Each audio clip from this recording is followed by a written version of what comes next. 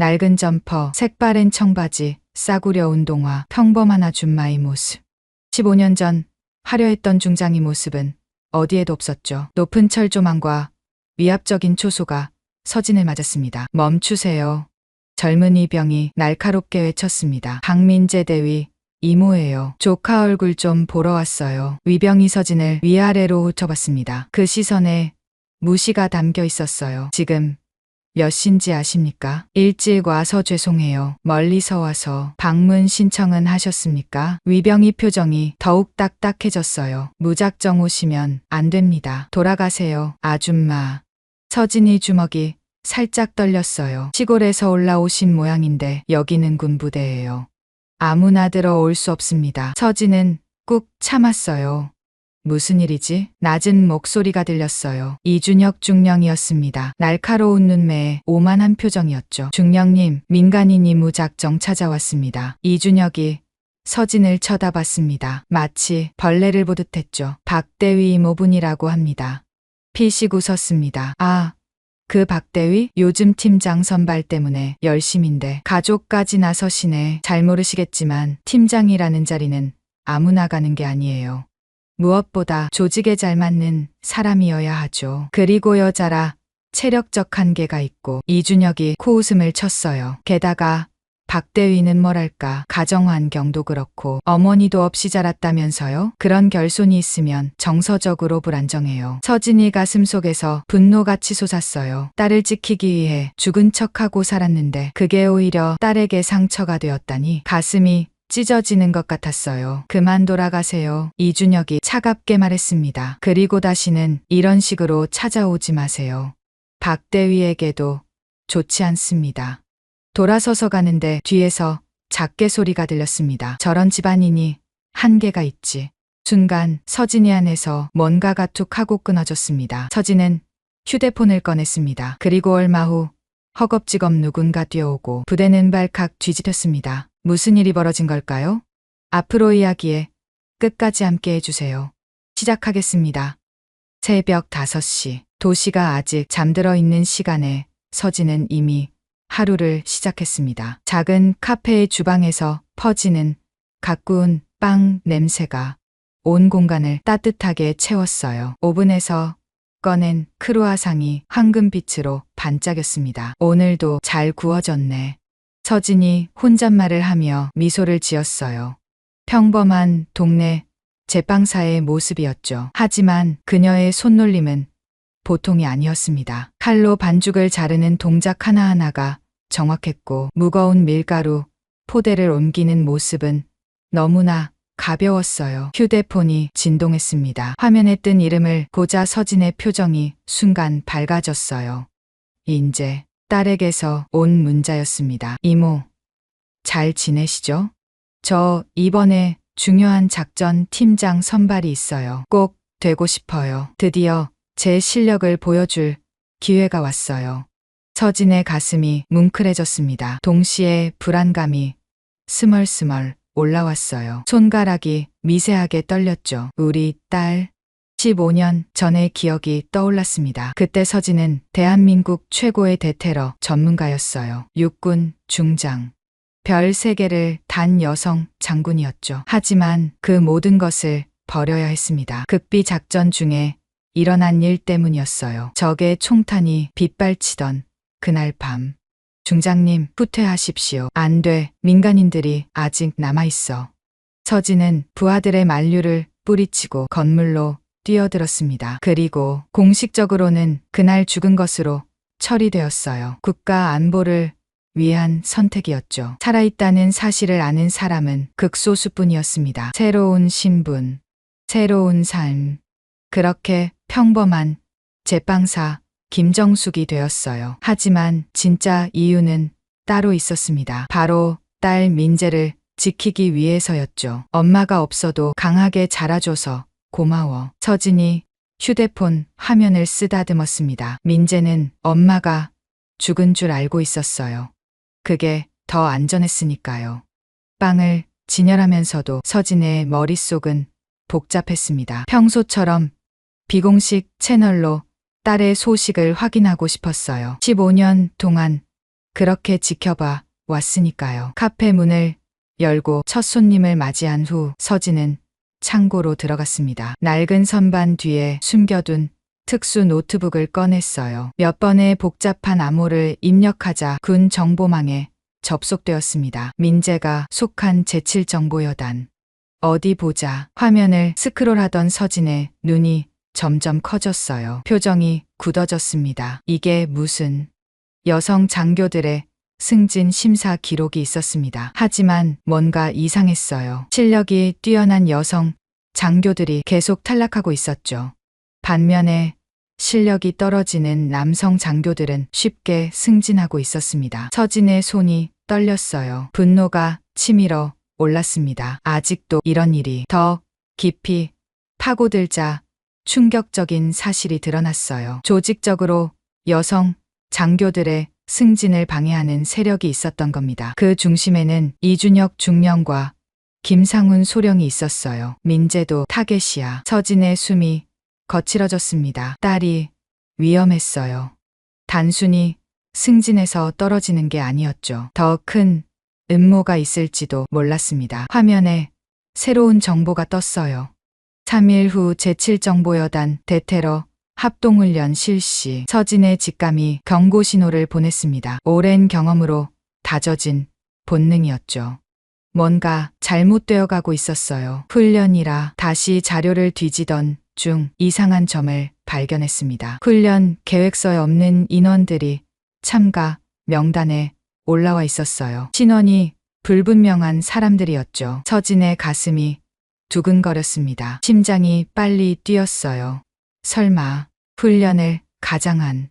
그때 카페 문이 열렸습니다. 손님이 들어온 거였어요. 서진은 재빨리 노트북을 닫고 밖으로 나갔습니다. 어서 오세요.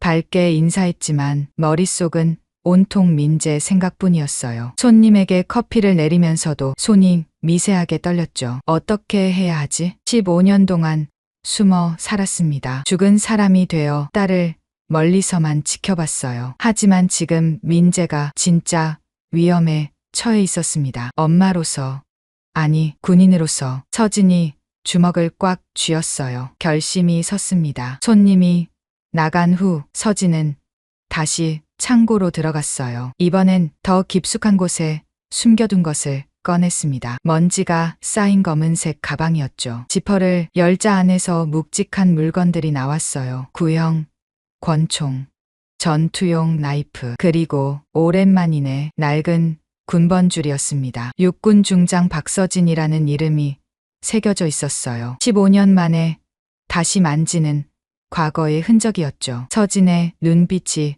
변했습니다. 평범한 제빵사의 온화한 눈이 아니었어요. 날카로운 전사의 눈빛이었죠. 민재야, 엄마가 지켜줄게. 하지만 어떻게 접근해야 할지가 문제였어요. 공식적으로는 죽은 사람이니까요. 조심스럽게 움직여야 했습니다. 서진은 휴대폰을 꺼내 오래된 번호를 찾았어요. 최영호, 현재 제7정보여단장이었죠. 과거 서진의 부하였던 사람이었습니다. 그는 서진이 살아있다는 걸 아는 몇 안 되는 사람 중 하나였어요. 하지만 전화하기가 망설여졌습니다. 아직은 좀 더 확실한 증거가 필요해. 서진은 다시 노트북을 켰어요. 이번엔 다른 경로로 정보를 수집하기 시작했죠. 15년 동안 유지해온 비공식 정보망이 있었습니다. 은퇴한 전우들, 믿을 만한 정보원들이었어요. 몇 시간 후 충격적인 정보가 들어왔습니다. 훈련 중에 사고를 가장한 제거 계획? 서진의 얼굴이 창백해졌어요. 손에서 커피잔이 미끄러질 뻔했죠. 정보에 따르면 이번 훈련에서 여성 장교들이 실수로 다치거나 무능함을 드러내도록 조작할 계획이 있었습니다. 그 중에서도 민재가 주요 타겟이었어요. 실력이 뛰어나서 오히려 눈엣가시였던 거죠. 감히 내 딸을. 서진의 눈에서 불꽃이 튀었습니다. 15년 동안 억눌러온 분노가 폭발하려 했어요. 그때 또 다른 정보가 들어왔습니다. 외부 세력과의 연결? 이준혁 중령이 정체불명의 조직으로부터 거액을 받고 있었어요. 단순한 성차별이 아니었습니다. 더 큰 음모가 숨어 있었죠. 정보, 유출, 국가 안보, 위협. 서진이 깊은 한숨을 내쉬었어요. 상황이 생각보다 훨씬 심각했습니다. 밖에서 석양이 지고 있었어요. 카페 문을 닫을 시간이었죠. 하지만 서진은 움직일 수 없었습니다. 딸을 구해야 한다는 생각뿐이었어요. 3일. 시간이 없어. 서진은 결심했습니다. 15년 만에 다시 전장으로 돌아가기로요. 비록 다른 모습으로지만 딸을 지키기 위해서라면 뭐든 할 수 있었어요. 죽은 자가 다시 일어설 때가 왔습니다. 별이 반짝이는 밤하늘을 올려다보며 서진이 중얼거렸어요. 민재야, 조금만 기다려. 엄마가, 아니, 이 나라에 숨겨진 별이 너를 지켜줄게. 내일부터 행동 개시였습니다. 우선 부대 주변을 정찰하고 더 많은 정보를 수집해야 했어요. 필요하다면 서진의 손이 가방 속 권총을 쓰다듬었습니다. 15년 전 그날처럼 다시 한번 싸워야겠네. 하지만 이번엔 혼자가 아니었어요. 지켜야 할 딸이 있었으니까요. 그게 서진을 더 강하게 만들었습니다. 카페 불을 끄고 나오면서 서진은 마지막으로 휴대폰을 확인했어요. 민재에게 답장을 보내야 했죠. 딸, 엄마는 항상 내 편이야. 힘내. 넌 할 수 있어. 전송 버튼을 누르는 순간 서진의 눈가가 촉촉해졌습니다. 곧 만날 수 있을 거예요. 비록 딸은 엄마를 알아보지 못하겠지만요. 이른 아침 서진은 거울 앞에 섰습니다. 낡은 점퍼, 색이 바랜 청바지, 싸구려, 운동화, 완벽해. 평범한 아줌마의 모습이었어요. 15년 전 화려했던 중장의 모습은 어디에도 없었죠. 서진이 씁쓸하게 웃었습니다. 손에는 갈색 종이봉투가 들려 있었어요. 민재가 좋아하는 샌드위치였죠. 정성껏 만든 거였습니다. 이모가 간다. 민재야. 그래요. 오늘은 엄마가 아닌 이모로 가기로 했어요. 더 자연스러울 테니까요. 제7정보여단 정문. 높은 철조망과 위압적인 초소가 서진을 맞았습니다. 가슴이 쿵쿵 뛰었어요. 15년 만에 다시 오는 군부대였으니까요. 멈춰요. 신분증. 젊은 위병이 날카롭게 외쳤습니다. 서진은 천천히 신분증을 꺼냈어요. 박민재 대위 이모예요. 조카 얼굴 좀 보러 왔어요. 위병이 서진을 위아래로 훑어봤습니다. 그 시선에 무시가 담겨 있었어요. 지금 시간을 아세요? 아침 7시예요. 일찍 와서 죄송해요. 멀리서 와서 방문 신청은 하셨어요? 서진이 고개를 저었습니다. 위병의 표정이 더욱 딱딱해졌어요. 무작정 오시면 안 됩니다. 돌아가세요. 잠깐만이라도. 규정이에요. 아줌마. 아줌마. 그 단어가 가슴에 박혔습니다. 서진의 주먹이 살짝 떨렸어요. 하지만 참았죠. 그럼 이 샌드위치라도 전해줄 수 있을까요? 외부 음식물 반입 금지예요. 못 배우셨어요? 위병의 말투가 점점 거칠어졌습니다. 다른 위병도 가세했어요. 시골에서 올라오신 모양인데 여기는 군부대예요. 아무나 들어올 수 없어요. 서진의 가슴 속에서 뭔가가 부글부글 끓어올랐습니다. 하지만 꾹 참았어요. 바로 그때였습니다. 무슨 일이지? 낮은 목소리가 들렸어요. 이준혁, 중령이었습니다. 날카로운 눈매에 오만한 표정이었죠. 중령님, 민간인이 무작정 찾아왔습니다. 위병이 경례를 하며 보고했어요. 이준혁이 서진을 쳐다봤습니다. 그 눈빛에는 경멸이 가득했죠. 박민재 대위 이모라고요? 네. 조카 얼굴이라도. 지금은 작전 회의 중입니다. 민간인이 왔다고 중단할 수는 없죠. 이준혁의 말투는 차가웠어요. 마치 벌레를 보듯 했죠. 그때 또 한 명이 나타났습니다. 김상훈 소령이었어요. 중령님, 무슨 일입니까? 박대위 이모라는 분이 오셨어. 김상훈이 피식 웃었습니다. 아, 그 박대위요? 요즘 팀장 선발 때문에 열심인데 가족까지 나서시네요. 서진의 눈빛이 날카로워졌어요. 하지만 겉으로는 아무것도 모르는 척했죠. 조카가 열심히 한다고 들었어요. 팀장이 되면 좋겠네요. 이준혁과 김상훈이 서로 의미심장하게 쳐다봤습니다. 이모님은 잘 모르시겠지만 팀장이라는 자리는 아무나 가는 게 아니에요. 이준혁의 목소리에 조롱이 묻어났어요. 경험도 필요하고 무엇보다 조직에 잘 맞는 사람이어야 하죠.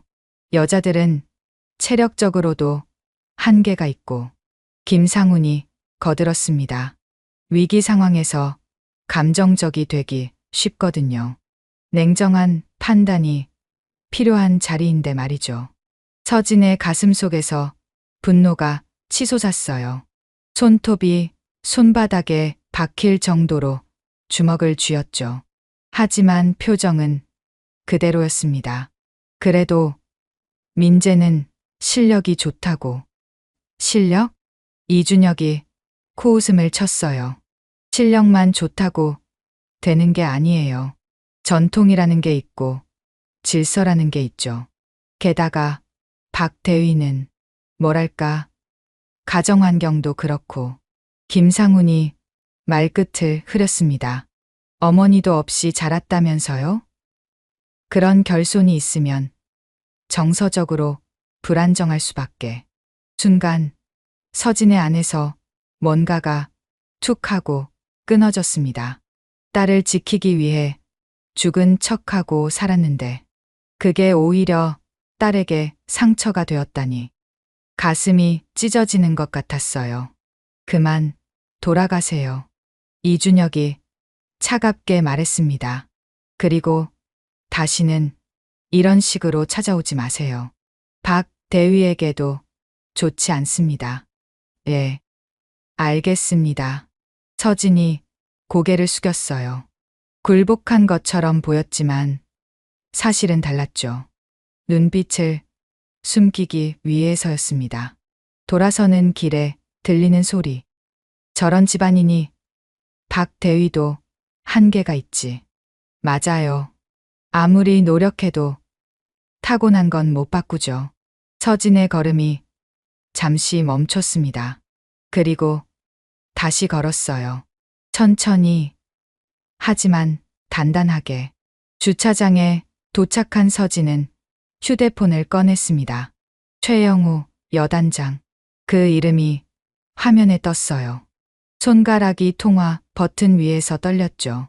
아직은 아니야. 서진이 중얼거렸습니다. 민재가 자기 힘으로 이겨내게. 그래야 해. 하지만 불안했어요. 가슴이 답답했습니다. 그래서 결정했죠. 부대 주변을 둘러보기로요. 후문 쪽으로 천천히 걸었습니다. 산책하는 동네 주민처럼 자연스럽게요. 15분쯤 걸었을까요? 후문 근처에서 수상한 차량들이 보였어요. 민간 차량이었지만 뭔가 달랐습니다. 서진의 본능이 경고했죠. 나무 뒤에 숨어서 지켜봤어요. 차에서 남자들이 내렸습니다. 그중 한 명이 전화를 받았어요. 목소리가 작았지만 서진의 귀에는 들렸죠. 네, 중령님. 모든 준비는 끝났습니다. 중령님? 서진의 눈빛이 날카로워졌어요. 내일 훈련에서 확실하게 처리하죠. 여자들이 얼마나 무능한지 보여주겠습니다. 심장이 쿵쿵 뛰었습니다. 역시 음모가 있었어요. 남자들이 트렁크를 열었습니다. 안에는 검은색 가방들이 가득했죠. 그중 하나가 살짝 열렸는데 특수 장비? 서진이 숨을 멈췄어요. 일반 훈련용이 아니었습니다. 실전용 장비였죠. 이건 너무 위험한데. 한 남자가 걱정스럽게 말했어요. 걱정 마. 사고처럼 보이게 할 거야. 훈련 중 실수로 다친 거지. 그래도 싫다는. 입 다물어. 중령님 명령이야. 서진의 얼굴이 창백해졌습니다. 실탄이라니. 이건 단순한 방해가 아니었어요. 진짜 위험한 계획이었죠. 더 들어야 했습니다. 서진이 조금 더 가까이 다가갔어요. 주요 타겟은 박민재 대위와 그 팀원들이야. 특히 박 대위는 확실하게. 순간 서진의 발밑에서 나뭇가지가 부러졌습니다. 누구야? 남자들이 날카롭게 외쳤어요. 서진은 재빨리 몸을 숨겼죠. 그냥 고양이겠지. 확인해봐. 발걸음 소리가 가까워졌습니다. 서진의 심장이 미친 듯이 뛰었어요. 바로 그때 군용 트럭이 지나갔습니다. 시끄러운 엔진 소리에 남자들의 주의가 분산되었죠. 빨리 옮겨. 들킬라. 남자들이 다시 장비를 옮기기 시작했어요. 서진은 그 틈을 타서 조용히 빠져나왔습니다. 충분히 멀어진 후에야 거친 숨을 내쉬었어요. 내일이 디데이야. 서진의 눈빛이 단단해졌습니다. 더는 숨어만 있을 수 없었어요. 휴대폰을 다시 꺼냈습니다. 이번엔 다른 번호를 찾았죠. 15년 동안 연락하지 않았던 번호들이었어요. 때가 왔어. 첫 번째 전화를 걸었습니다. 여보세요? 나야. 박서진. 전화기 너머에서 헐떡이는 소리가 들렸어요. 중장님? 정말입니까? 오랜만이네. 부탁이 있어. 하나둘씩 옛 동료들에게 연락했습니다. 모두가 충격을 받았지만 서진의 부탁을 거절하지 않았어요. 집으로 돌아오는 길, 서진은 결심했습니다. 15년 만에 다시 일어설 때야. 낡은 점퍼 주머니에 손을 넣었어요. 그 안에는 녹슨 군번줄이 있었죠. 민재야, 조금만 기다려. 석양이 지고 있었습니다. 내일이면 모든 게 달라질 거예요. 그날 밤 서진은 오랜만에 전투 준비를 했습니다. 몸은 기억하고 있었어요. 15년이 지났어도 전사의 본능은 살아 있었죠. 거울을 보며 중얼거렸습니다. 이준혁, 김상훈, 너희가 내 딸을 건드렸어. 차가운 미소가 번졌어요. 후회하게 해주마. 밤은 깊었지만 서진은 잠들 수 없었습니다. 카페 지하실에 마련된 비밀 공간. 여러 대의 노트북이 동시에 작동하고 있었어요. 화면에는 복잡한 정보들이 빠르게 지나갔죠. 15년 만에 본격 작전이네. 서진이 쓴웃음을 지었습니다. 손가락이 키보드 위를 춤추듯 움직였어요. 첫 번째 정보원에게서 연락이 왔습니다. 중장님, 확인했습니다. 내일 훈련에 정체불명의 인원 12명이 추가로 투입됩니다. 서진의 눈빛이 차가워졌어요. 신원은 위조된 것 같습니다. 군적 조회가 안 돼요. 가슴이 철렁했습니다. 위조 신분으로 침투한다는 건 정말 위험한 계획이 있다는 뜻이었죠. 두 번째, 화면에 새로운 정보가 떴어요. 해외 계좌 거래 내역이었습니다. 이준혁, 3개월 전부터 거액을 받았네. 금액을 보고 서진이 숨을 멈췄어요. 일반 군인이 만질 수 없는 돈이었죠. 송금자는 유령, 회사. 더 파고들자 충격적인 사실이 드러났습니다. 그 회사는 국제정보 브로커와 연결되어 있었어요. 정보 거래. 설마 우리 군 기밀을? 서진의 손이 떨렸습니다.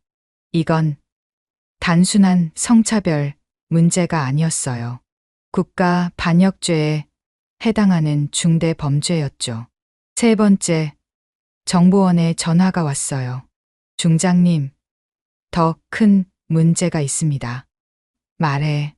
내일 훈련 시나리오를 확인했는데 여성 장교들이 배치된 구역에만 실탄이 준비되어 있습니다. 순간 서진의 심장이 멈추는 것 같았어요. 뭐라고? 공포탄이어야 할 탄약이 실탄으로 바뀌어 있어요. 누군가 의도적으로 전화기를 든 손에 힘이 들어갔습니다. 뼈마디가 하얗게 질렸어요. 민재도 그 구역에? 네. 박민재 대위가 이끄는 3팀이 정확히 그 구역입니다. 서진의 안에서 뭔가가 폭발했습니다. 분노와 공포가 뒤섞였어요. 노트북을 더 빠르게 두드렸습니다. 훈련 계획서가 화면에 떴어요. 오전 6시 훈련 시작. 7시 30분에 3구역 진입. 시간을 계산해 봤습니다.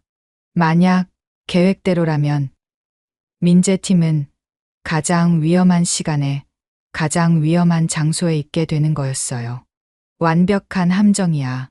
서진이 이를 갈았습니다. 네 번째, 정보가 들어왔어요. 이번엔 사진이었습니다. 이 얼굴들. 침투할 인원들의 사진이었어요. 하나같이 험악한 인상이었죠. 그중 몇 명은 국제 수배자 명단에도 있었습니다. 용병들. 진짜 프로들을 고용했네. 상황이 생각보다 훨씬 심각했어요. 이준혁은 돈을 위해 부하들의 목숨을 팔아넘긴 거였죠. 서진은 잠시 눈을 감았습니다. 머릿속으로 작전을 세웠어요. 혼자서는 무리야. 하지만 15년 동안 유지해온 비밀 조직이 있었습니다. 그림자 부대라고 불리는 전직 특수부대원들이었죠. 모두에게 연락해. 한 명씩 전화를 걸었어요. 새벽 2시가 넘었지만 모두가 즉시 응답했습니다. 중장님의 부름이라면 당장 갑니다. 15년 만이네요. 기다렸습니다. 딸을 위해서라니 당연히 도와드려야죠. 믿음직한 대답들이 돌아왔어요. 서진의 눈가가 촉촉해졌습니다. 새벽 4시. 서진은 오래된 창고로 향했어요. 그곳에는 이미 10명의 전우들이 모여 있었죠. 중장님, 모두가 경례를 했습니다. 15년이 지났지만 그들의 눈빛은 여전히 날카로웠어요. 고맙다, 모두들. 서진이 작전을 설명했습니다. 듣는 이들의 표정이 점점 굳어졌어요. 그 나쁜 놈들. 감히 우리 후배들을. 분노가 창고를 가득 채웠습니다. 작전은 간단해. 우리가 먼저 침투해서 실탄을 바꿔치기 하고 용병들을 제압한다. 하지만 중장님, 공식 신분이 없는 상태에서. 알아. 하지만 내 딸이 위험해. 서진의 목소리가 떨렸어요. 강철 같던 중장도 딸 앞에서는 그저 엄마였죠. 우리가 함께합니다. 끝까지 따르겠습니다. 전우들의 단단한 다짐이 이어졌어요. 새벽 5시 30분. 훈련장 근처에 도착했습니다. 아직 어둠이 짙었어요. 서진이 특수 망원경으로 상황을 확인했습니다. 이미 수상한 차들이 도착해 있었죠. 저기, 용병들이야. 검은 옷을 입은 남자들이 은밀하게 움직이고 있었어요. 진짜 훈련 요원인 척 위장하고 있었죠. 1조는 동쪽, 2조는 서쪽으로. 나는 직접 3구역으로 간다. 중장님, 위험합니다. 민재가 있는 곳이야. 더 이상의 반대는 없었습니다. 모두가 서진의 마음을 이해했으니까요. 6시 정각, 훈련 시작을 알리는 사이렌이 울렸어요. 서진의 심장도 빠르게 뛰기 시작했죠. 작전 개시, 그림자처럼 움직이는 전사들. 15년의 공백이 무색할 정도로 완벽했어요. 서진은 통신기로 상황을 확인했습니다. 1조, 실탄 창고, 확보 완료. 2조, 용병 3명 제압. 순조로웠어요. 하지만 서진의 불안감은 커져만 갔죠. 민재야, 조금만 버텨. 7시가 되었습니다. 훈련장에는 긴장감이 흘렀어요. 여성 장교들은 열심히 임무를 수행하고 있었죠. 그들은 아직 위험을 모르고 있었습니다. 그때였어요. 탕, 탕. 실탄 소리가 울렸습니다. 예정보다 30분이나 빨랐어요. 안 돼. 서진이 뛰기 시작했습니다. 통신기에서 급박한 목소리들이 쏟아졌어요. 중장님, 계획이 바뀌었습니다. 용병들이 먼저 공격을 시작했어요. 서진의 얼굴이 하얗게 질렸습니다. 3구역에서 연기가 피어올랐어요. 비명소리가 들렸죠. 인제 서진이 미친 듯이 달렸습니다. 15년 동안 숨겨온 정체 따위는 이제 중요하지 않았어요. 3구역 입구, 민재가 이끄는 팀이 포위되어 있었습니다. 실탄이 빗발치듯 날아왔어요. 엄폐, 모두 엄폐. 민재의 날카로운 지시가 들렸습니다. 역시 서진의 딸이었어요. 위기 상황에서도 침착했죠. 하지만 상대는 프로 용병들이었습니다. 점점 포위망이 좁혀졌어요. 더는 못 버텨. 누군가의 비명이 들렸습니다. 바로 그 순간 서진이 나타났어요. 낡은 점퍼를 벗어던지며 외쳤습니다. 모두 물러나. 단호한 목소리가 훈련장에 울려 퍼졌어요. 용병들이 놀라 돌아봤습니다. 하지만 이미 늦었죠. 서진의 움직임은 번개 같았어요. 순식간에 용병 2명을 제압했습니다. 뭐야? 이 여자는. 당황한 용병들이 총구를 돌렸어요. 하지만 서진은 이미 사라졌죠. 유령이야. 15년 전 적들이 서진을 부르던 이름이었습니다. 전장의 유령. 그 전설이 다시 살아났어요. 훈련장에 정적이 흘렀습니다. 서진이 천천히 일어섰어요. 2명의 용병이 바닥에 쓰러져 있었죠. 불과 몇 초 만의 일이었습니다. 이게 가능한가? 남은 용병들이 당황했어요. 평범한 아줌마로 보였던 여자가 순식간에 전문 요원 2를 제압했으니까요.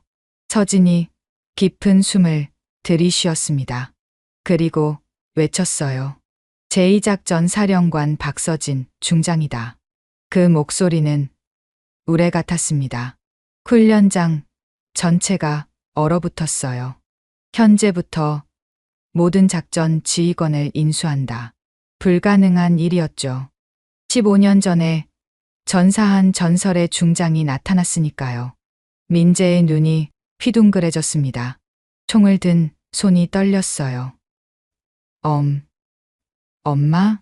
작은 목소리였지만 서진의 귀에는 천둥 소리처럼 들렸습니다. 가슴이 찢어지는 것 같았어요. 하지만 지금은 감정에 빠질 때가 아니었죠. 3팀 방어 진영으로 전환. 2시 방향 엄폐물로 이동. 명확한 지시가 떨어졌습니다. 여성 장교들이 본능적으로 움직였어요. 그 목소리에는 거부할 수 없는 힘이 있었죠. 용병들이 다시 공격을 시작했습니다. 저 여자를 쏴. 하지만 서진은 이미 움직이고 있었어요. 15년 동안 매일 단련한 몸이었습니다. 나이는 숫자에 불과했죠. 총알이 스쳐 지나갔어요. 서진이 구르며 엄폐물 뒤로 숨었습니다. 전, 병력, 실탄 사격 중지. 이것은 훈련이 아니다. 서진의 명령에 훈련병들이 혼란스러워했어요. 하지만 용병들은 계속 공격했죠. 바로 그때였습니다. 중장님, 지원 왔습니다. 그림자 부대가 도착했어요. 전직 특수부대원들이 용병들을 포위하기 시작했죠. 투항하라. 저항하면 사살한다. 상황이 순식간에 역전되었습니다. 용병들의 얼굴이 하얗게 질렸어요. 젠장, 정보가 틀렸어. 여자들만 있다고 했잖아. 서진이 앞으로 나섰습니다. 그 걸음걸이에는 위험이 있었어요. 너희가 누구 돈을 받고 왔는지 알고 있다. 차가운 목소리였습니다. 용병들이 움찔했어요. 이준혁, 중령과 김상훈 소령. 그들이 너희 고용주지? 용병 대장의 눈이 흔들렸습니다. 정답이었어요. 그때 멀리서 군용 지프가 달려왔습니다. 이준혁과 김상훈이 타고 있었죠. 뭐야? 왜 총소리가? 차에서 내린 이준혁이 상황을 보고 얼어붙었어요. 용병들이 제압당해 있었고 중앙에는 박서진 중장? 이준혁의 다리가 후들거렸습니다. 유령을 본 것 같았어요. 불가능해. 당신은 죽었어. 서진이 천천히 다가갔습니다. 한 걸음, 한 걸음이 무거웠어요. 죽은 건 맞아. 국가를 위해, 딸을 위해 죽은 사람이 되었지. 이준혁이 뒷걸음질 쳤습니다. 김상훈은 이미 도망치려 했지만 그림자 부대에게 잡혔어요. 하지만 내 놈들이 내 딸을 건드렸어. 서진의 눈에서 불꽃이 튀었습니다. 15년간의 인내가 폭발하는 순간이었어요. 그것도 돈 때문에? 국가 기밀을 팔아먹으면서? 이준혁의 얼굴이 파랗게 질렸어요. 어떻게 내가 15년 동안 놀고만 있었을 것 같아? 서진이 증거 서류를 꺼냈습니다. 해외 계좌, 정보거래, 내역, 모든 게 있었어요. 체포한다. 국가보안법 위반, 내란 음모죄. 이준혁이 무릎을 꿇었습니다. 모든 게 끝났어요. 훈련장이 다시 조용해졌죠. 서진이 돌아섰습니다. 그리고 마주했어요. 민재와 딸의 눈에는 눈물이 가득했습니다. 입술이 떨리고 있었어요. 정말 엄마야? 서진의 가슴이 무너져 내렸습니다. 15년, 너무나 긴 시간이었어요. 미안해, 민재야. 더 이상 말을 잇지 못했습니다. 목이 메어왔어요. 민재가 한 걸음 다가왔습니다. 또 한 걸음. 왜 죽은 척했어? 왜 날 버렸어? 딸의 목소리에는 원망이 가득했어요. 당연했죠.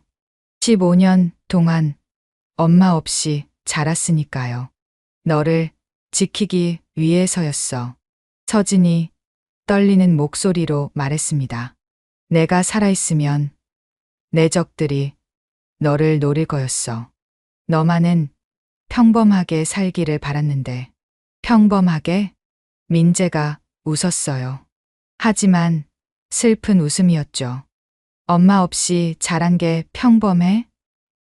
매일 밤 엄마 꿈을 꾸면서 운 게 평범해? 서진의 눈에서 눈물이 흘렀습니다. 강철 같던 중장도 딸 앞에서는 무력했어요. 바로 그때 또 다른 차량들이 도착했습니다. 헌병대였어요. 뒤이어 최영호 준장이 나타났습니다. 그의 얼굴은 창백했죠. 중장님? 오랜만이네, 영호. 최영호가 경례를 했습니다. 하지만 그의 몸은 떨고 있었어요. 죄송합니다. 제 부대에서 이런 일이. 자네 책임이야. 서진의 목소리는 차가웠습니다. 부하들이 이런 짓을 하는데도 몰랐다니. 무능한 거야? 공범인 거야? 최영호가 고개를 숙였어요. 변명의 여지가 없었죠. 당장 보직 해제야. 특별감찰단이 올 때까지 대기해. 예, 알겠습니다. 상황이 정리되자 서진은 다시 민재를 바라봤어요. 딸은 여전히 충격에 빠져 있었습니다. 믿을 수 없다는 표정이었죠. 민재야, 시간이 필요해요. 민재가 돌아섰습니다. 차가운 목소리였어요. 15년이나 속였는데 갑자기 나타나서 엄마라고. 받아들일 수 없어요. 서진의 가슴이 찢어졌습니다. 하지만 이해했어요. 당연한 반응이었죠. 그래, 시간을 줄게. 민재가 걸어갔습니다. 뒤돌아보지 않았어요. 서진은 그 뒷모습을 바라보며 서 있었습니다. 다시 찾은 딸이 더 멀어지는 것 같았어요. 훈련장에는 아침 햇살이 비치기 시작했습니다. 새로운 하루였어요. 하지만 서진에게는 가장 긴 하루가 될 것 같았죠. 중장님, 이제 어떻게 하시겠습니까? 그림자 부대원이 조심스럽게 물었어요. 서진이 하늘을 올려다봤습니다. 맑은 하늘이었죠. 할 일이 많아. 이 부대를 바로잡아야 해. 돌아서는 서진의 눈빛은 다시 날카로워졌어요. 그리고 딸에게 용서받을 때까지 기다려야지. 15년 만에 귀환. 하지만 진짜 전투는 이제부터였습니다. 부대를 개혁하고 딸의 마음을 얻는 것. 그게 서진에게 남은 가장 어려운 임무였어요. 일주일이 지났습니다. 서진은 임시 사령부에서 밤을 새우고 있었어요. 부대 개혁 작업이 한창이었죠. 서류 더미가 책상을 가득 채웠습니다. 문이 조용히 열렸어요. 민재였습니다. 서진의 심장이 멈추는 것 같았어요. 일주일 만의 만남이었죠. 펜을 든 손이 미세하게 떨렸습니다. 들어가도 될까요? 민재의 목소리는 작았어요. 일주일 전에 차가움은 사라져 있었죠. 물론이지. 서진이 일어섰습니다. 어색한 침묵이 흘렀어요. 민재가 먼저 입을 열었습니다. 일주일 동안 많이 생각했어요. 의자에 앉으며 말을 이었어요. 처음엔 너무 화가 났어요. 15년이나 속였다는 게 믿기지 않았죠. 서진의 가슴이 조여왔습니다. 하지만 김 중사님이 얘기해 주셨어요. 김 중사는 그림자 부대의 일원이었죠. 과거 서진의 부하였던 사람이었습니다. 엄마가 얼마나 힘들게 살았는지 매일 밤 내 사진을 보며 울었다는 것도요. 민재의 눈가가 붉어졌어요. 그리고 깨달았어요. 엄마도 희생자였다는 걸. 서진의 눈에서 눈물이 흘렀습니다. 참으려 했지만 소용없었어요. 민재야, 엄마, 미안해요. 민재가 갑자기 말했어요. 서진이 놀라 고개를 들었죠. 내가 너무 이기적이었어요. 엄마의 아픔은 생각하지 못하고 이제 민재도 울고 있었습니다. 모녀의 눈물이 15년의 간격을 메웠어요. 너를 지키기 위해서는 내가 죽은 사람이 되어야 했어. 서진이 떨리는 목소리로 말했습니다. 그때 내 적들이 너무 많았어. 만약 내가 살아있다는 걸 알면 너를 인질로 잡았을 거야. 민재가 고개를 끄덕였어요. 이제는 이해할 수 있었죠. 그래서 가짜 장례식까지. 맞아. 모두를 속여야 했어. 너까지도. 서진의 목소리가 갈라졌습니다. 하지만 단 하루도, 단 한 시간도 너를 잊은 적이 없어. 민재가 자리에서 일어났어요. 그리고 천천히 다가왔죠. 엄마, 드디어 포옹했습니다. 15년 만에 포옹이었어요. 서진의 가슴에서 뭔가가 터져 나왔습니다. 오열이었죠. 강철 같던 중장도 딸의 품에서는 그저 엄마였어요. 미안해. 정말 미안해. 아니에요, 엄마. 이제 알아요. 엄마가 얼마나 날 사랑했는지. 한참을 울었습니다. 15년의 그리움이 눈물로 쏟아져 나왔어요. 진정된 후 둘은 마주 앉았습니다. 엄마, 앞으로 어떻게 할 거예요? 민재가 물었어요. 서진이 창밖을 바라봤죠. 이 부대를 바꿔야 해. 다시는 이런 일이 없도록. 이미 개혁은 시작되었습니다. 특별감찰단이 투입되어 부패한 간부들을 색출하고 있었어요. 공정한 인사 시스템을 만들 거야. 실력만으로 평가받는 부대로. 민재의 눈이 빛났습니다. 그리고 여성 장교들을 위한 특별 프로그램도 만들 거예요? 응. 전투 리더십 프로그램. 너 같은 인재들이 제대로 성장할 수 있도록. 서진의 목소리에 열정이 담겼어요. 하지만 서진이 잠시 멈췄습니다. 그리고 민재의 손을 잡았어요. 우리 관계는 비밀로 해야 해. 민재의 표정이 어두워졌어요. 왜요? 이제는 너를 위해서야. 중장의 딸이라는 꼬리표가 붙으면 내가 뭘 해도 백 때문이라고 할 거야. 민재가 깊은 한숨을 쉬었습니다. 하지만 이해했어요. 내 실력으로 올라가. 그게 진짜 너를 지키는 길이야. 알겠어요, 엄마. 서진이 미소 지었어요. 딸이 자랑스러웠죠. 2달 후 정보여단은 완전히 달라져 있었습니다. 새로운 여단장이 부임했고 공정한 평가 시스템이 정착했어요. 대테러 작전 팀장 선발날 민재는 당당히 시험장에 들어갔습니다. 더 이상 차별은 없었어요. 오직 실력만이 평가 기준이었죠. 결과는 압도적이었습니다. 박민재 대위 1등.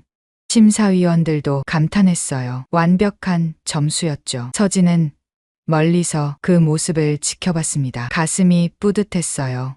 내 딸이 아니라 한 명의 뛰어난 장교로 인정받았구나. 새로운 부대 모토가 정해진 날이었습니다. 정직한 실력만이 진정한 전사를 만든다. 서진이 제안한 문구였어요. 모든 장병이 이를 가슴에 새겼죠. 6개월 후 진급 발표가 있었습니다. 박민재 소령, 최연소 여성 소령이 탄생한 순간이었어요. 정당한 평가의 결과였죠. 진급식이 끝난 후 민재가 서진을 찾아왔습니다. 엄마, 봤어요? 봤지. 자랑스러워. 민재가 환하게 웃었어요. 그 미소에서 서진은 희망을 받습니다. 이제 시작이에요. 더 많은 여성 장교들이 꿈을 펼칠 수 있도록 만들 거예요. 그래, 내가 롤모델이 되어주렴. 모녀가 나란히 걸었습니다. 석양이 아름다웠어요. 엄마, 응? 고마워요. 15년 동안 지켜봐 줘서, 그리고 돌아와 줘서. 서진의 마음이 따뜻해졌습니다. 나도 고마워. 강하게 자라줘서. 이제 더 이상 숨을 필요가 없었어요. 서진은 공식적으로 복귀했고 군의 개혁을 이끌고 있었죠. 비록 모녀 관계는 비밀이었지만 그게 더 좋았어요. 민재는 자신의 실력으로 성장하고 있었으니까요. 부대 정문을 나서며 민재가 말했습니다. 엄마, 오늘 저녁 같이 먹을래요? 제가 좋아하는 식당이 있어요. 그래, 가자. 15년 만에 평범한 일상이었습니다. 하늘에는 별이 떠오르고 있었어요. 숨겨진 별이 아닌 당당히 빛나는 별이었죠. 새로운 시작. 그것은 단순히 개인의 시작이 아니었습니다. 정의로운 군대, 공정한 사회를 향한 첫걸음이었어요. 민재는 생각했습니다. 엄마처럼 되고 싶어. 아니, 엄마를 넘어서는 장교가 될 거야. 그리고 언젠가는 이 비밀도 밝힐 수 있을 거예요. 모두가 인정하는 진정한 전사가 되었을 때, 그때까지 모녀는 각자의 자리에서 최선을 다할 것입니다. 정직한 실력으로, 굳건한 신념으로. 그것이 진정한 전사의 길이니까요. 서연아, 날 업고 가. 명령이야. 정의가 힘겹게 힘을 짜내어 말했습니다. 피가 점점 많이 흘렀어요. 하지만 제발 빨리. 시간이 없어. 서연은 눈물을 삼키며 정의를 등에 업었습니다. 무너지는 건물을 빠져나가는 동안 뒤에서 준혁이 외침이 들렸어요. 도망쳐봤자 소용없어! 너희 이미 끝났다고! 하지만 서연은 뒤돌아보지 않았습니다. 지금은 정의 중령을 살리는 게 먼저였어요. 건물을 빠져나온 순간 서연은 깨달았습니다. A팀 대원들 대부분이 쓰러져 있었어요. 살아남은 건 극소수뿐이었습니다. 이건 작전이 아니라 학살이야. 서연이 마음속에서 뭔가가 불타올랐습니다. 분노, 슬픔, 그리고 복수심이 뒤섞였어요. 서연아. 등 뒤에서 정의 목소리가 점점 작아졌습니다. 중령님, 조금만 참으세요. 곧 안전한 곳으로. 내 말 잘 들어. 정의가 힘겹게 말을 이었어요. 이건 시작일 뿐이야. 더 큰 음모가 있어.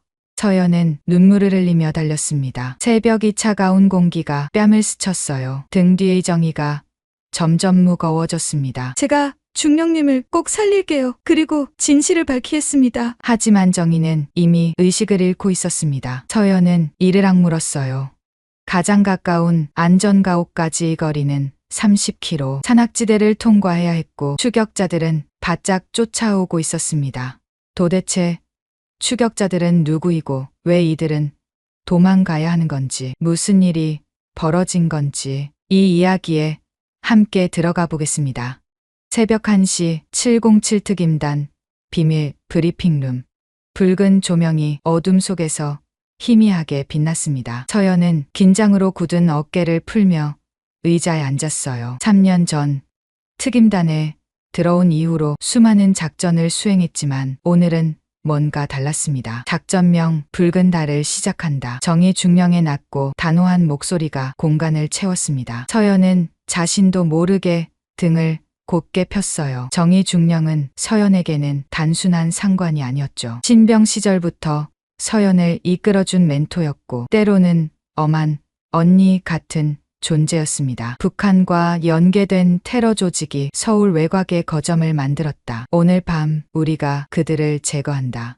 크린의 건물 도면이 떴습니다. 서연은 숨을 멈췄어요. 평범해 보이는 창고 건물이었지만 내부 구조는 미로처럼 복잡했습니다. 서연 중사는 나와 함께 A팀으로 정문 침투. 박준혁 소령은 B팀을 이끌고 후문을 담당한다. 준혁 소령이 고개를 끄덕였습니다. 그의 얼굴엔 평소와 다른 긴장감이 스쳤어요. 서연은 그 순간 가슴속에서 뭔가 불편한 느낌이 들었지만 이내 고개를 저었습니다. 긴장해서 그런 거겠지. 서연은 자신을 다독였어요. 준혁 소령은 국방부 고위층에 삼촌을 둔 엘리트 장교였습니다. 실력도 출중했고 평소엔 부하들을 잘 챙기는 상관이었죠. 질문 있나? 정의 중령의 물음에 아무도 대답하지 않았습니다. 모두가 이미 각자의 임무를 머릿속에 새기고 있었어요. 브리핑이 끝나고 무기고로 향하면서 서연은 정의 중령 옆으로 다가갔습니다. 중령님, 오늘 작전 뭔가 평소와 다른 것 같아요. 정의는 잠시 걸음을 멈췄습니다. 그녀의 눈동자가 복도의 희미한 불빛 속에서 흔들렸어요. 내 직감은 늘 정확했지. 하지만 우리는 명령을 따라야 해. 그 말에는 평소와 다른 무게감이 실려 있었습니다. 서연은 순간 마음이 움츠러들었어요. 뭔가 잘못되고 있다는 예감이 점점 커졌습니다. 새벽 2시 작전 개시. 검은 전투복을 입은 대원들이 그림자처럼 움직였습니다. 서연은 정의 중령 뒤를 바짝 따라가며 건물로 접근했어요. 귓속 무전기에서 준혁 소령의 목소리가 들렸습니다. B팀 후문 도착. 이상 없음. 하지만 서연의 가슴은 계속 두근거렸어요. 3년간의 특수부대 경험이 위험을 알리고 있었습니다. 건물 안으로 들어선 순간 서연은 깨달았습니다. 함정이다. 평소라면 최소한의 경비라도 있어야 했습니다. 하지만 건물은 텅 비어 있었어요. 아니, 비어 있는 것처럼 보였죠. 중령님, 이상합니다. 철수해야. 서연의 말이 끝나기도 전에 어둠 속에서 총성이 울렸습니다. 탕, 탕, 탕. 매복이다. 엄폐해. 정의 중령의 외침과 함께 사방에서 총알이 쏟아졌습니다. 서연은 반사적으로 몸을 날려 콘크리트 기둥 뒤로 숨었어요. 심장이 터질 것처럼 뛰었습니다. 누가 우리 위치를 알려준 거야? 그때였습니다. 무전기에서 들려온 준혁 소령의 목소리가 평소와 달랐어요. B팀 후문 확보 완료. A팀은 계속 전진하라. 서연은 눈살을 찌푸렸습니다. 이런 상황에서 전진하라니? 그건 자살행위나 다름없었어요. 박소령, 매복이다. B팀도 즉시 철수하라. 정의 중령이 무전기에 대고 외쳤지만 응답이 없었습니다. 서연은 뭔가 확인해야겠다는 생각에 조심스럽게 이동했어요. 복도 모퉁이를 돌아서자 믿을 수 없는 광경이 펼쳐졌습니다. 준혁 소령이 위성전화를 들고 있었어요. 전투 중에 개인 통신기기를 사용한다는 것 자체가 규정 위반이었죠. 예, A팀은 2층 동쪽 복도에 있습니다. 정의 중령과 김서연 중사가. 서연의 온몸이 얼어붙었습니다. 제 안에서 뭔가가 툭 하고 끊어졌어요. 믿고 따랐던 상관이, 동료가 적에게 우리 위치를 알려주고 있다니. 배신자. 서연은 떨리는 손으로 권총을 뽑았습니다. 하지만 그때 준혁이 고개를 돌렸어요. 두 사람의 시선이 마주쳤습니다. 준혁의 얼굴에 차가운 미소가 번졌어요. 봤구나. 김중사. 그는 천천히 위성전화를 끊고 권총을 뽑았습니다. 서연보다 훨씬 빠른 동작이었어요. 왜 이런 짓을? 서연의 목소리가 떨렸습니다. 분노와 배신감이 뒤섞였어요. 넌 모르는 게 나아. 그냥 조용히 죽어줘. 그 순간 복도 저편에서 정의 중령의 목소리가 들렸습니다. 서연, 어디 있어? 준혁의 눈빛이 날카로워졌어요. 그는 총구를 정의 중령이 나타날 방향으로 돌렸습니다. 안 돼. 서연은 생각할 겨를도 없이 몸을 날렸어요. 준혁의 총구를 붙잡고 위로 들어 올렸습니다. 탕! 총알이 천장을 뚫고 지나갔어요. 두 사람은 뒤엉켜 바닥에 쓰러졌습니다. 이 멍청한 년. 준혁이 서연의 얼굴을 주먹으로 쳤습니다. 순간 눈앞이 번쩍했어요. 하지만 서연은 총을 놓지 않았습니다. 그때 정의 중령이 달려왔어요. 뭐 하는 거야? 상황을 파악한 정의의 얼굴이 창백해졌습니다. 그녀는 즉시 무전기를 들었어요. 전 부대 즉시 철수. 반복한다. 즉시. 탕. 준혁이 빼낸 예비 권총에서 총알이 발사됐습니다. 정의가 비명을 지르며 쓰러졌어요. 왼쪽 어깨에서 피가 흘렀습니다. 중령님. 서연이 소리쳤습니다. 그 순간의 빈틈을 노려 준혁이 서연을 밀쳐냈어요. 이미 늦었어. 오늘 너희는 여기서 다 죽는다. 준혁이 일어서며 말했습니다. 그의 목소리는 차갑고 무감정했어요. 돈이 그렇게 좋았어? 동료를 팔아넘길 만큼? 정희가 피를 흘리며 물었습니다. 그녀의 목소리엔 분노보다 슬픔이 더 많이 묻어났어요. 돈, 그것보다 더 큰 게 걸려 있어. 넌 끝까지 모르고 죽을 거야. 정희야. 준혁이 정희를 향해 총을 겨눴습니다. 서연은 온몸의 힘을 끌어모았어요.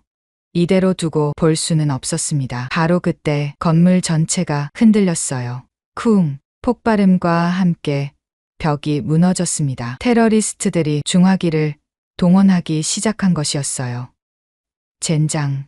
준혁이 균형을 잃는 순간 서연은 바닥에 떨어진 총을 집어들었습니다. 하지만 이미 상황은 최악으로 치닫고 있었어요. 서연아, 날 업고 가. 명령이다. 정희가 힘겹게 말했습니다. 피리가 점점 많이 흘렀어요. 하지만 빨리 다른 애들도 구해야 해.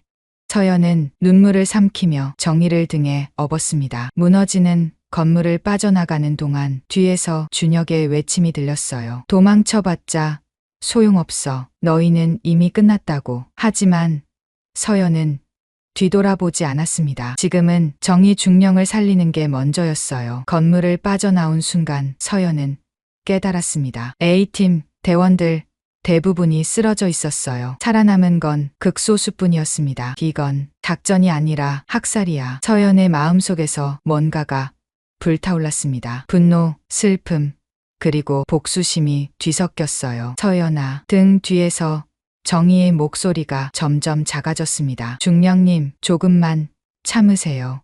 곧 안전한 곳으로 들어. 내 말 들어. 정희가 힘겹게 말을 이었어요. 이건 시작일 뿐이야. 더 큰 음모가 있어. 서연은 눈물을 흘리며 달렸습니다. 새벽의 차가운 공기가 뺨을 스쳤어요. 등 뒤에 정희가 점점 무거워졌습니다. 제가 중령님을 꼭 살릴게요. 그리고 진실을 밝힐게요. 약속해요. 하지만 정희는 이미 의식을 잃고 있었습니다. 서연은 이를 악물었어요. 30km. 가장 가까운 안전가옥까지의 거리였습니다. 산악지대를 통과해야 했고 추격자들을 따돌려야 했어요. 할 수 있어. 아니, 해야만 해. 서연은 707 특임단에서 받은 극한의 훈련을 떠올렸습니다. 그리고 정희가 늘 하던 말을 생각했어요. 진정한 전사는 동료를 버리지 않는다. 붉은 달이 하늘에서 그들을 내려다보고 있었습니다. 마치 오늘 밤의 피를 예언이라도 한 것처럼.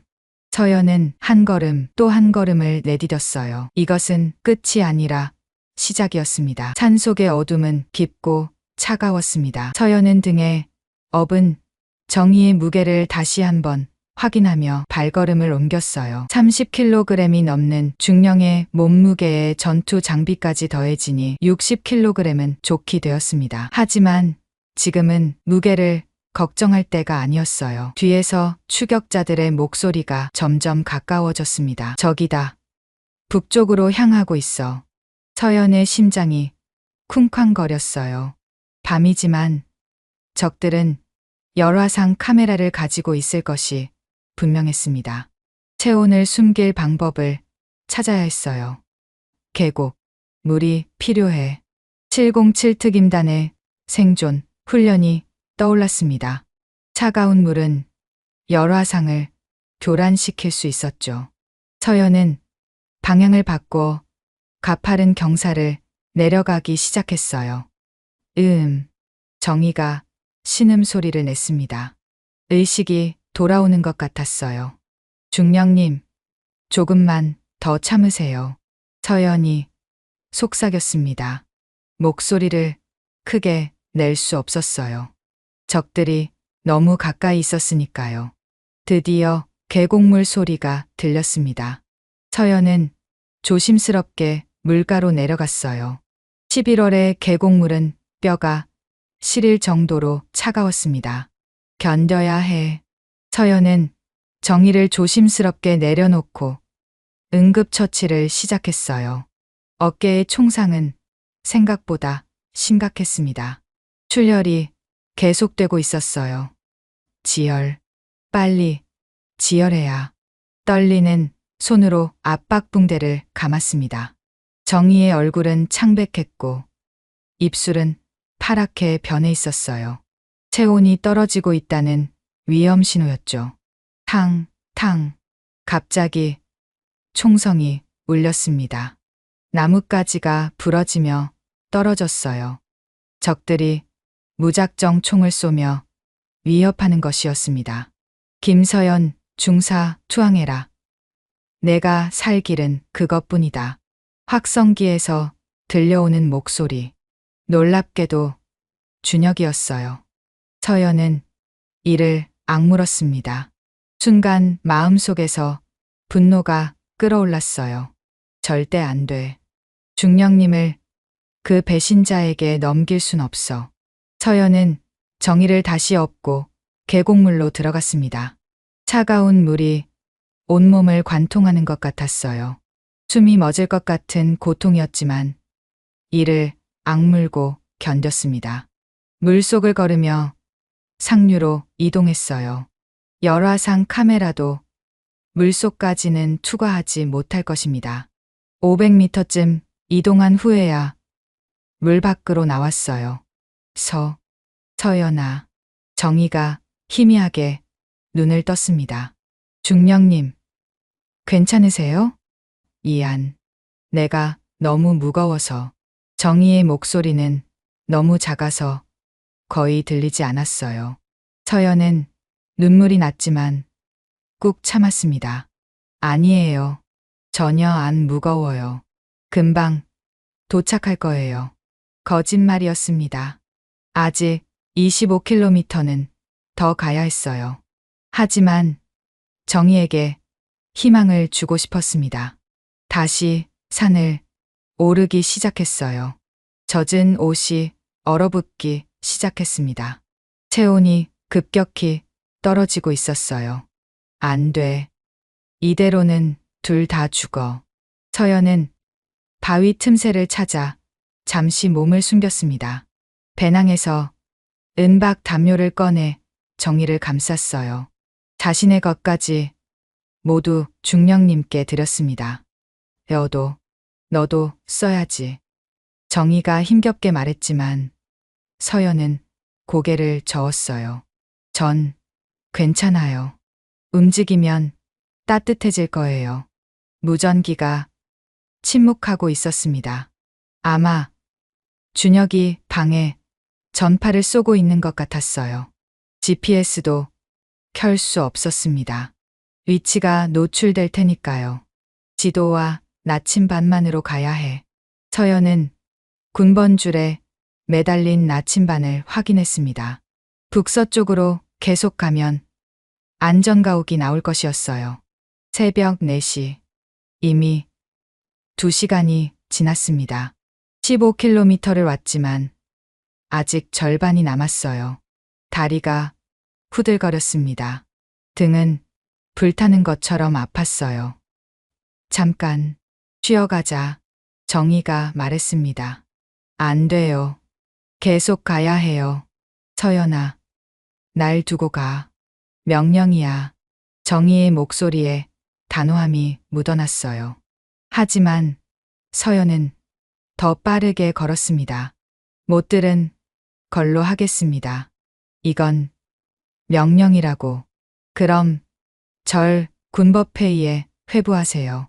살아서 돌아가시면요.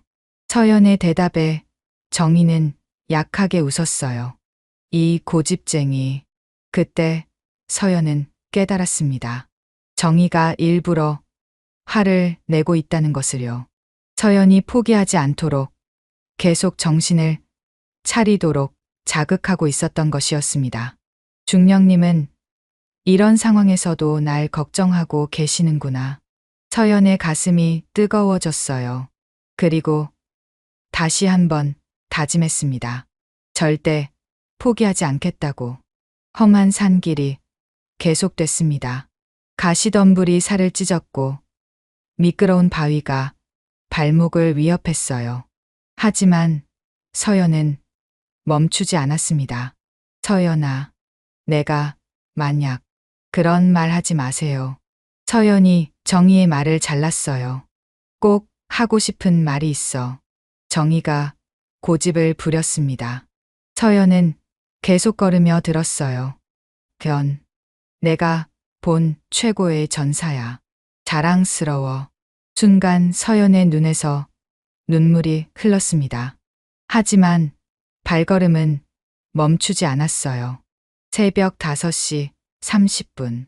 동쪽 하늘이 희미하게 밝아오기 시작했습니다. 그리고 저 멀리 드디어 안전가옥의 윤곽이 보였어요. 5km만 더. 하지만 그때였습니다. 서연의 다리가 풀리며 무릎을 꿇었어요. 더 이상 힘이 남아있지 않았습니다. 안 돼. 여기까지 왔는데. 서연은 다시 일어서려 했지만 몸이 말을 듣지 않았어요. 30km를 60kg을 지고 산악행군한다는 것은 인간의 한계를 넘는 일이었습니다. 서연아. 정희가 서연의 뺨을 만졌어요. 차가운 손이었지만 따뜻한 마음이 전해졌습니다. 조금만 쉬었다 가요. 서연이 흐느꼈습니다. 자신이 너무 나약하게 느껴졌어요. 바로 그때였습니다. 저기 누구야? 안전가옥 방향에서 목소리가 들렸어요. 서연은 마지막 힘을 짜내 소리쳤습니다. 707특임단 김서연 중사입니다. 응급 환자가 있어요. 곧 위장복을 입은 의무병들이 달려왔습니다. 그들의 얼굴을 본 순간 서연은 안도감에 무너져 내렸어요. 최정희 중령님이에요. 총상. 어깨 총상입니다. 혈액형은 A형 외 약물 알레르기 없고. 서연은 의식을 잃기 전까지 정희의 의료 정보를 전달했어요. 의무병들이 재빨리 정희를 들것에 옮겼습니다. 잘했어, 중사. 이제 우리가 맡을게. 누군가 서연의 어깨를 두드렸습니다. 서연은 들것에 실려가는 정희를 바라봤어요. 중령님의 얼굴에 생기가 돌아오는 것 같았습니다. 해냈어. 정말 해냈어. 온몸이 무너져 내리는 것 같았지만 마음은 이상하게 평온했어요. 햇살이 산 너머로 비치기 시작했습니다. 길고 어두웠던 밤이 끝나가고 있었어요. 김 중사도 빨리 치료받아야 해. 저체온증이 심각해. 의무병의 목소리가 멀게 들렸습니다. 서연은 천천히 눈을 감았어요. 이제야 안심할 수 있었습니다. 정희 중령님은 살 것이고 진실을 밝힐 기회도 있을 것입니다. 하지만 서연은 아직 몰랐어요. 진짜 싸움은 이제부터 시작이라는 것을. 일주일 후 국방부 헌병대 조사실. 서연은 차가운 철제 의자에 앉아 있었습니다. 형광등의 하얀 빛이 얼굴을 비추고 있었어요. 맞은편에는 헌병 수사관 2명이 날카로운 눈빛으로 서연을 바라보고 있었죠. 다시 한번 묻겠습니다. 작전이 실패한 이유가 뭐라고 생각합니까? 나이 든 수사관의 목소리는 차갑고 무미건조했어요. 서연은 주먹을 꽉 쥐었습니다. 진실을 말하고 싶었지만 증거가 없었어요. 적들이 우리 작전을 미리 알고 있었습니다. 누군가 정보를 유출한 것 같아요. 누군가? 그게 누굽니까? 서연의 가슴이 답답했습니다. 준혁의 이름이 목구멍까지 올라왔지만 꿀꺽 삼켰어요. 확실하지 않습니다. 확실하지 않다? 젊은 수사관이 비웃듯이 말했어요. 그런데 왜 박준혁 소령님은 당신이 이상한 행동을 했다고 증언하던데요? 서연의 눈이 커졌습니다. 순간 마음이 움츠러들었어요. 뭐라고요? 박소령님 증언에 따르면 김 중사가 작전 중에 무단 이탈했고 그 때문에 작전이 실패했다고 하던데 서연은 너무 놀라서 말이 나오지 않았어요. 배신자가 오히려 자신을 모함하다니 분노가 치밀어 올랐습니다. 그건 거짓말이에요. 제가 본 건. 봤다는 증거가 있습니까?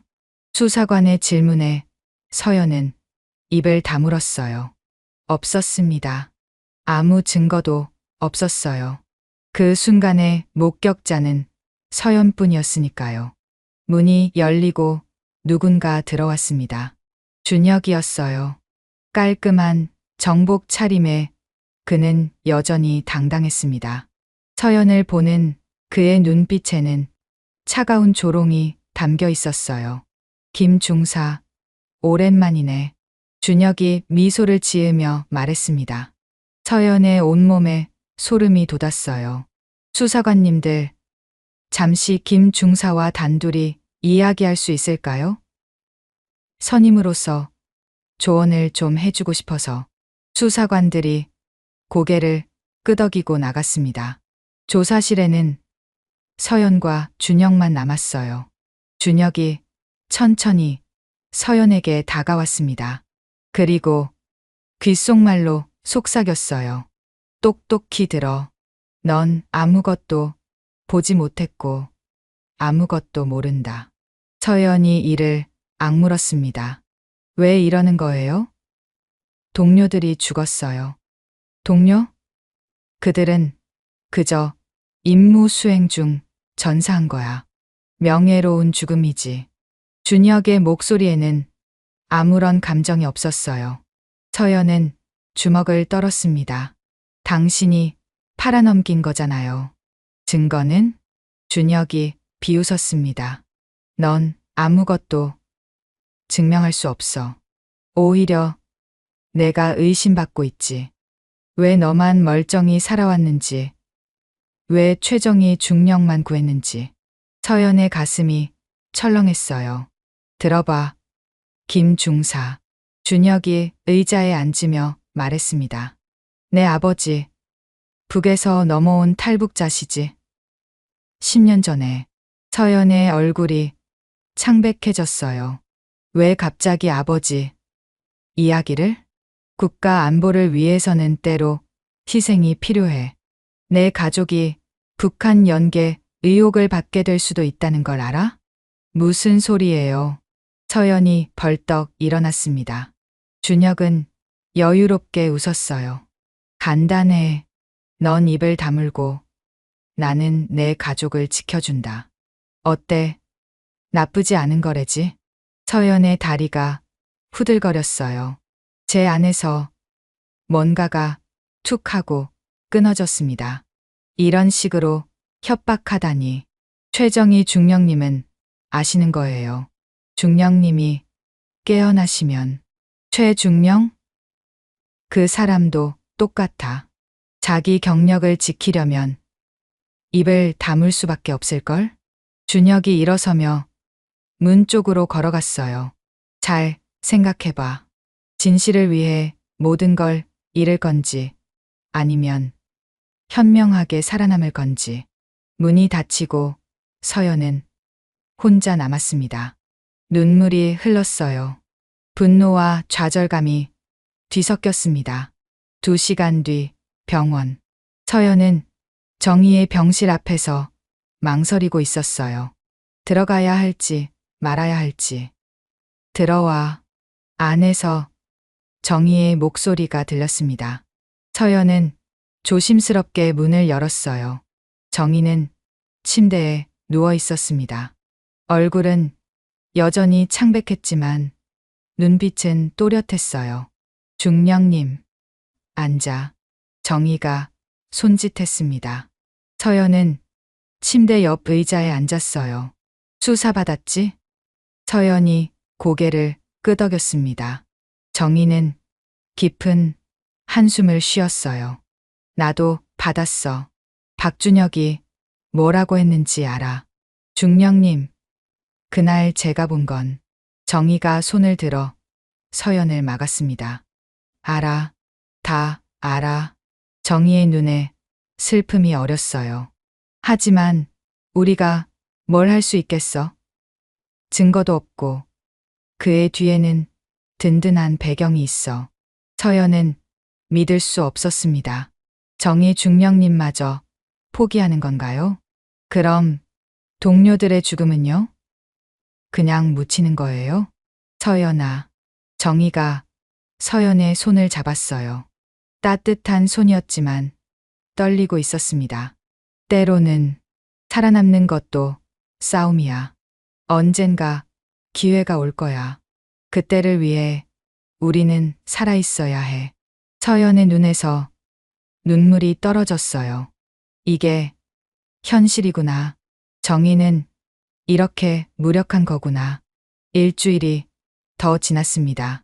부대로 돌아온 서연은 달라진 분위기를 느꼈어요. 동료들의 시선이 이상했습니다.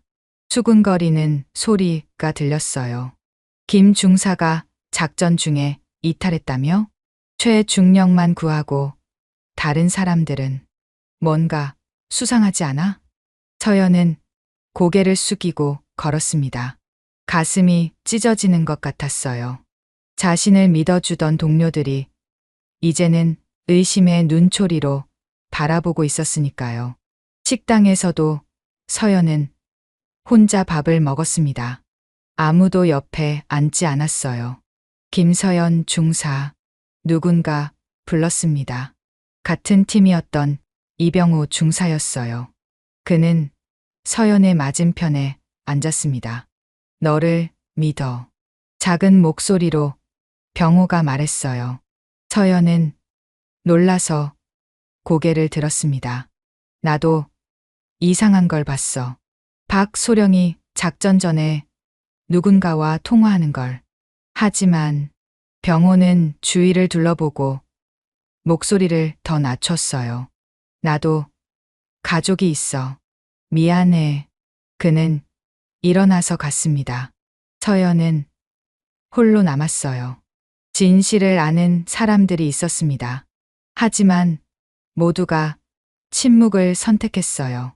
두려움 때문에 혹은 무력감 때문에 밤이 되었습니다. 서연은 숙소에서 천장을 바라보고 있었어요. 핸드폰이 울렸습니다. 모르는 번호였어요. 여보세요? 김서연 중사님? 낯선 남자 목소리였습니다. 누구세요? 이름은 중요하지 않습니다. 당신이 찾는 증거, 제가 도울 수 있을 것 같은데요. 서연의 심장이 뛰기 시작했어요. 무슨 말씀이신지. 내일 오후 3시 한강공원 팔각정에서 만나요. 혼자 오세요. 전화가 끊겼습니다. 서연은 핸드폰을 내려다봤어요. 함정일 수도 있었습니다. 하지만 이대로 포기할 수는 없었어요.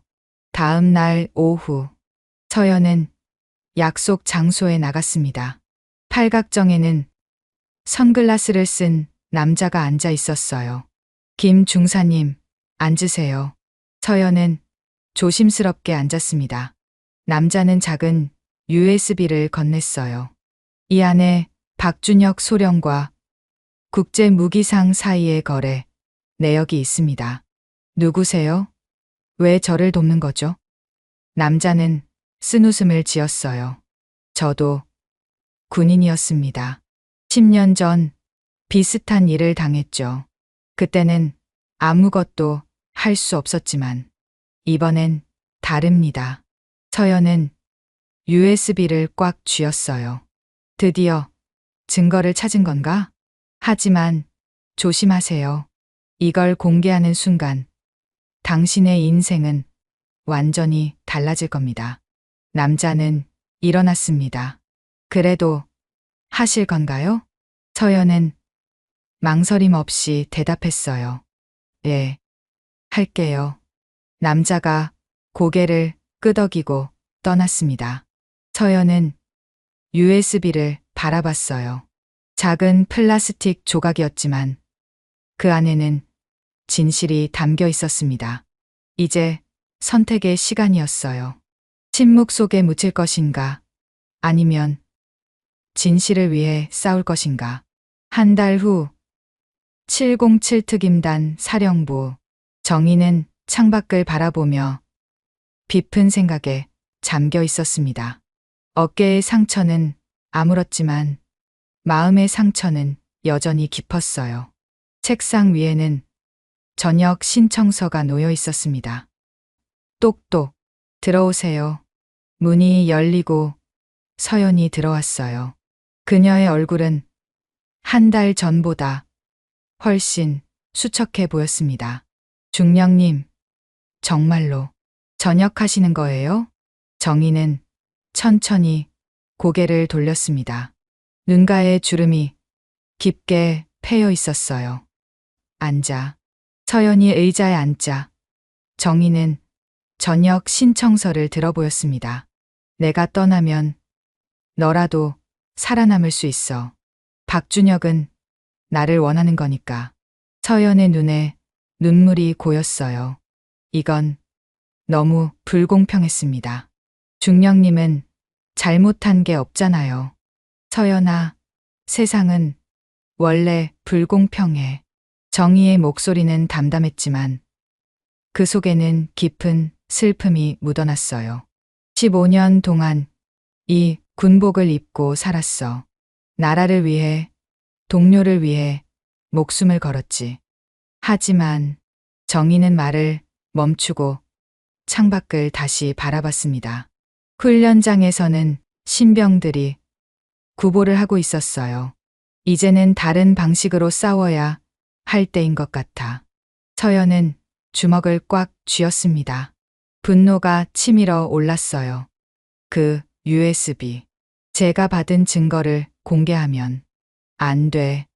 정희가 단호하게 말했습니다. 아직 때가 아니야. 그들은 너무 강해. 지금 공개하면 너만 희생될 뿐이야. 정희는 서랍에서 봉투를 꺼냈어요. 겉면에는 극비라고 적혀 있었습니다. 이건 내가 작성한 작전 보고서야. 그날 있었던 일을 전부 기록했어. 서연이 놀란 눈으로 봉투를 바라봤어요. 하지만 공식 보고서는 그건 거짓이지. 이게 진짜야. 정희는 봉투를 서연에게 건넸습니다. 암호화해서 안전한 곳에 보관해. 언젠가 진실을 밝힐 날이 올 거야. 서연은 떨리는 손으로 봉투를 받았어요. 무게는 가벼웠지만 그 안에 담긴 의미는 천근만근이었습니다. 다음 날 인사과. 서연은 차가운 복도를 걸으며 인사과로 향했어요. 어제 상부로부터 호출을 받았습니다. 무슨 일인지는 뻔했죠. 김서연, 중사 들어오시오. 인사과장의 목소리는 무뚝뚝했어요. 책상 위에는 서류가 놓여 있었습니다. 상부에서 결정이 내려왔습니다. 김 중사는 이번 사건과 관련해 문책성 전역 대상자로 분류되었습니다. 서연의 가슴이 철렁했어요. 문책성 전역. 그건 불명예 전역과 다름없었습니다. 하지만 인사과장이 말을 이었어요. 본인이 원한다면 명예 전역으로 처리할 수 있습니다. 대신 모든 것에 대해 침묵하겠다는 서약을 해야 합니다. 서연은 눈을 감았어요. 이것도 거래였습니다. 명예를 지키는 대가로 진실을 묻어야 한다는. 시간을 좀 주세요. 내일까지입니다. 밖으로 나온 서연은 다리에 힘이 풀렸어요. 벽에 기대어 섰습니다. 순간 마음이 움츠러들었어요. 이렇게 끝나는 건가? 그때 누군가 다가왔습니다. 병호였어요. 서연아. 병호는 주위를 살피고 작은 쪽지를 건넸습니다. 이건 연락처들이야. 너를 믿는 사람들의. 서연이 쪽지를 펼쳐보니 열댓 개의 이름과 번호가 적혀 있었어요. 모두 그날 작전에서 살아남은 동료들이었습니다. 모두가 침묵하지만 잊은 건 아니야. 때가 오면 우리가 증언할게. 병호의 눈에는 미안함과 결의가 동시에 담겨 있었어요. 고마워. 서연의 목소리가 떨렸습니다. 혼자가 아니라는 사실이 위로가 되었어요. 그날 밤 정희의 관사. 서연은 정희를 찾아갔습니다. 내일이면 결정을 내려야 했으니까요. 중령님, 저도 명예에 전역을 하려고요. 정희는 놀라지 않았습니다. 오히려 안도하는 눈빛이었어요. 잘 생각했어. 비겁한가요? 서연이 물었습니다. 정희는 고개를 저었어요. 아니, 현명한 거야. 죽은 영웅보다 살아있는 증인이 더 가치 있어.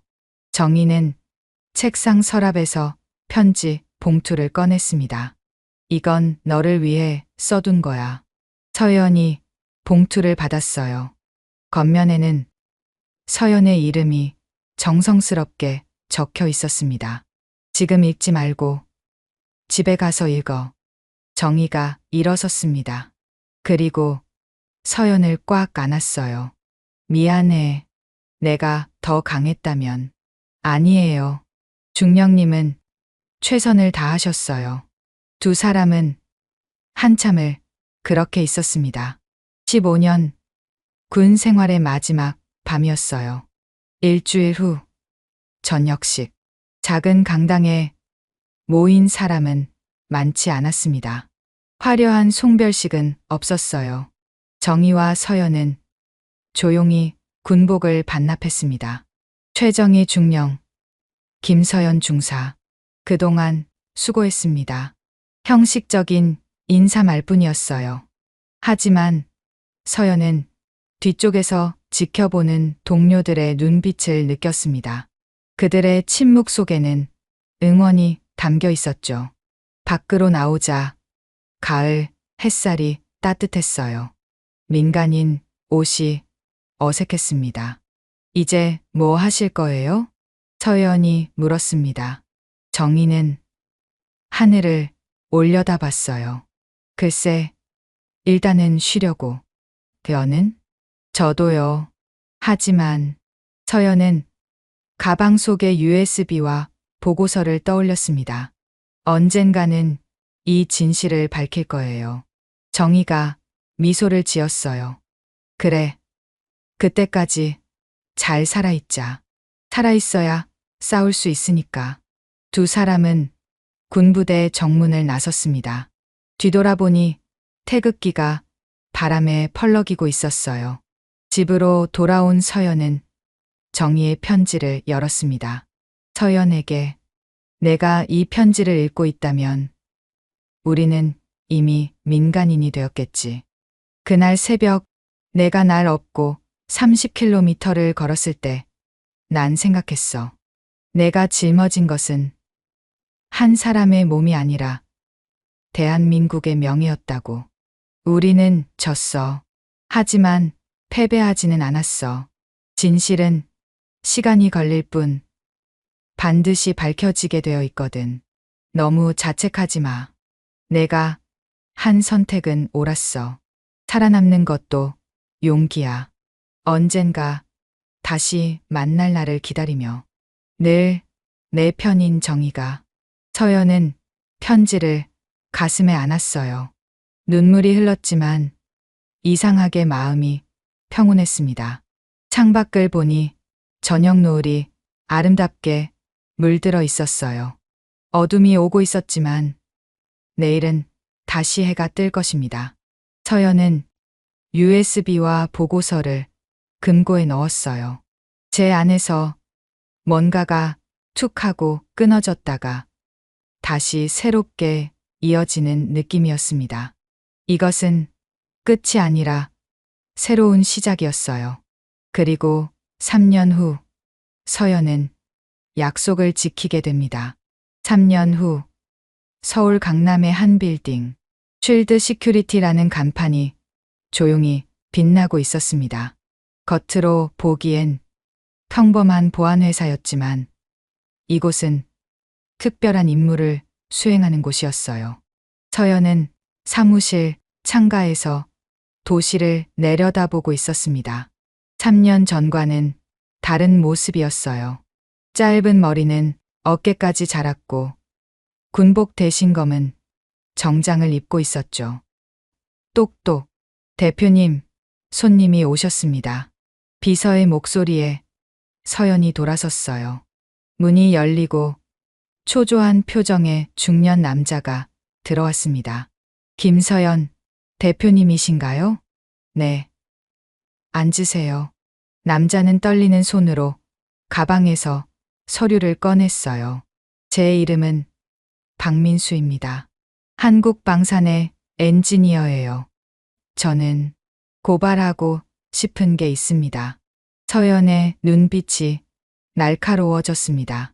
방산이라는 단어가 가슴을 찔렀어요. 어떤 내용인가요? 우리 회사가 북한에 군사 기술을 팔고 있어요. 중간 브로커를 통해서요. 서연의 손이 떨렸습니다. 순간 마음이 움츠러들었어요. 3년 전 그날이 떠올랐으니까요. 증거는 있나요? 여기 있습니다. 민수가 USB를 내밀었어요. 서연은 그것을 받아들었습니다. 묘한 기시감이 들었죠. 하지만 전 위협을 받고 있어요. 가족들도 위험해요. 그래서 당신을 찾아온 겁니다.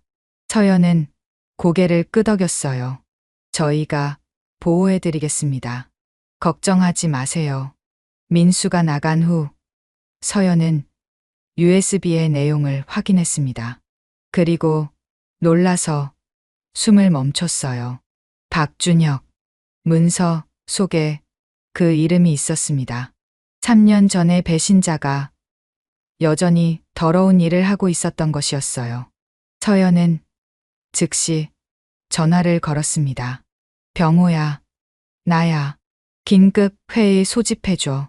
1시간 후 회의실에는 5명이 모였습니다. 모두 전직 707특임단 출신이었어요.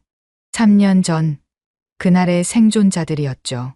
드디어 놈을 잡을 기회가 왔어. 서연이 스크린에 자료를 띄우며 말했습니다. 박준혁이 국제무기 밀매 조직과 연결되어 있어. 이번엔 확실한 증거가 있어. 하지만 조심해야 해. 놈의 뒤에는 여전히 든든한 배경이 있을 거야. 병호가 걱정스럽게 말했어요. 서연은 고개를 끄덕였습니다. 알아. 그래서 이번엔 다르게 할 거야. 서연은 계획을 설명했습니다. 증거를 여러 언론사에 동시에 보내고 검찰에도 익명으로 제보하는 것이었어요. 그리고 박민수 씨와 가족들은 24시간 보호해야 해. 모두가 고개를 끄덕였습니다. 3년을 기다린 복수의 시간이었어요. 일주일 후 뉴스 속보가 터졌습니다. 한국방산 비리 의혹, 현역 군인 연루 정황 포착. 서연은 사무실에서 뉴스를 보고 있었어요. 화면에는 수갑을 찬 준혁의 모습이 나왔습니다. 3년 만에 처음 보는 그의 얼굴이었죠. 그때 전화가 울렸습니다. 서연아? 익숙한 목소리였어요. 정희였습니다. 중령님, 이제 중령이 아니야. 그냥 정희라고 불러. 정희의 목소리에는 웃음이 섞여 있었어요. 뉴스 봤어. 내가 한 거지? 서연은 잠시 침묵했다가 대답했습니다. 예, 잘했어. 이제야 진짜 작전을 시작할 때가 온 것 같네. 정희 선배님은 지금 뭐 하고 계세요? 민간 안보 컨설턴트를 하고 있어. 내일 시간 있어? 만나서 이야기하고 싶은 게 있어. 다음 날 한강이 보이는 카페. 3년 만에 만난 정희는 많이 편안해 보였어요. 민간인 차림이 자연스러웠습니다. 잘 지냈어? 네, 선배님도요. 두 사람은 차를 마시며 그동안의 이야기를 나눴어요. 그러다 정희가 진지한 표정으로 말했습니다. 서연아, 같이 일하지 않을래? 예. 내가 맡고 있는 프로젝트가 있어. 군 개혁 관련이야. 네, 도움이 필요해.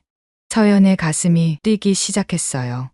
어떤 일인가요? 내부 고발자 보호 시스템을 만드는 거야. 군대 내에서도 부정부패를 신고할 수 있는 안전한 통로를 만들려고 해.